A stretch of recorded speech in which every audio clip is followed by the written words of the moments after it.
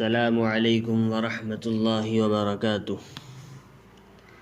آج میں آپ حضرات کے سامنے عید میلاد النبی کے بارے میں بات کرنا چاہتا ہوں کہ عید میلاد النبی بنانا کیسا ہے۔ اس کے بارے میں یہ آتا ہے کہ اگر شریعت اسلامیہ میں یہ ہوتا تو اس دن سے بڑھ کر ہمارے لیے کوئی بھی دن نہ ہوتا، کیونکہ اس بات کا تصور ہی نہیں ہے کہ اس کا کہیں سے ثبوت ملتا ہے۔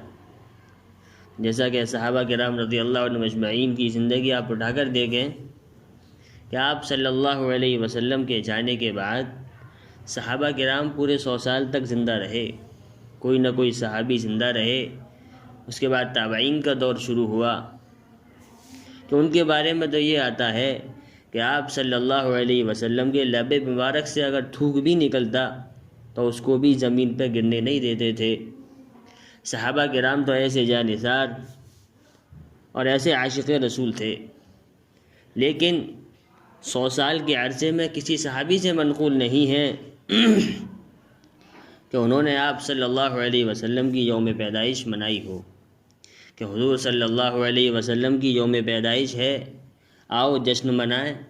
اور جہاں تک آپ صلی اللہ علیہ وسلم کی یوم پیدائش کے بارے میں بات ہے تو اس بات کو کوئی یقین سے یہ نہیں کہہ سکتا کہ آپ صلی اللہ علیہ وسلم کی یوم پیدائش 12 ربیع الاول کو ہی ہوئی ہے۔ روایات میں اختلاف ہے، کسی نے 9 ربیع الاول رکھا ہے، کسی نے 5 ربیع الاول رکھا ہے اور کسی نے 12 ربیع الاول رکھا ہے۔ اور یہی ہے کہ اللہ تعالیٰ نے اپنے محبوب کی یوم پیدائش کو پوشیدہ رکھا تاکہ لوگ اس میں ڈرامہ اور جشن وغیرہ نہ منائیں۔ اور ایک روایت میں موجود ہے کہ حضور صلی اللہ علیہ وسلم پیر کا روزہ رکھتے تھے، تو صحابہ کرام نے آپ صلی اللہ علیہ وسلم سے پوچھا کہ آپ پیر کو روزہ کیوں رکھتے ہیں؟ تو آپ صلی اللہ علیہ وسلم نے فرمایا، میرے صحابہ، پیر کے دن میرا یوم پیدائش ہے، یعنی پیر کے دن میں پیدا ہوا تھا، اس لیے روزہ رکھتا ہوں۔ اب یہ بتائیں، اگر خوشی اور جشن منانے کا حکم ہوتا تو آپ صلی اللہ علیہ وسلم روزہ کیوں رکھتے؟ لہذا عید اور روزہ ایک ساتھ جمع نہیں ہو سکتا، اس لیے عید میلاد النبی بنانا اور روزہ رکھنا ایسا تو ہرگز ہو ہی نہیں سکتا۔ اس لیے عید میلاد النبی بنانا جائز نہیں ہے، سراسر بدعت ہے۔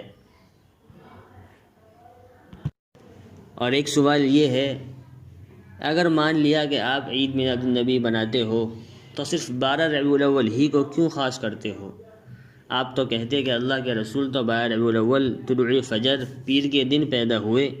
اسی طرح ایک اور سوال، آپ تو احمد رضا خان بریلوی کو اپنا امام مانتے ہیں، تو انہوں نے اپنی کتاب فتاوی رضویہ میں حضور صلی اللہ علیہ وسلم کی پیدائش 9 ربیع الاول لکھی ہے، تو آپ لوگ 12 ربیع الاول کو کیوں مناتے ہیں؟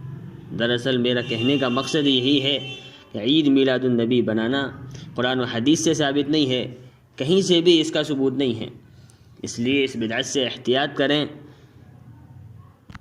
اور جہاں تک ہو سکے لوگوں کو بھی اس بدعت سے روکنے کی کوشش کریں۔ اگر آپ ایسا کریں گے تو آپ اجر و ثواب کے مستحق ہوں گے۔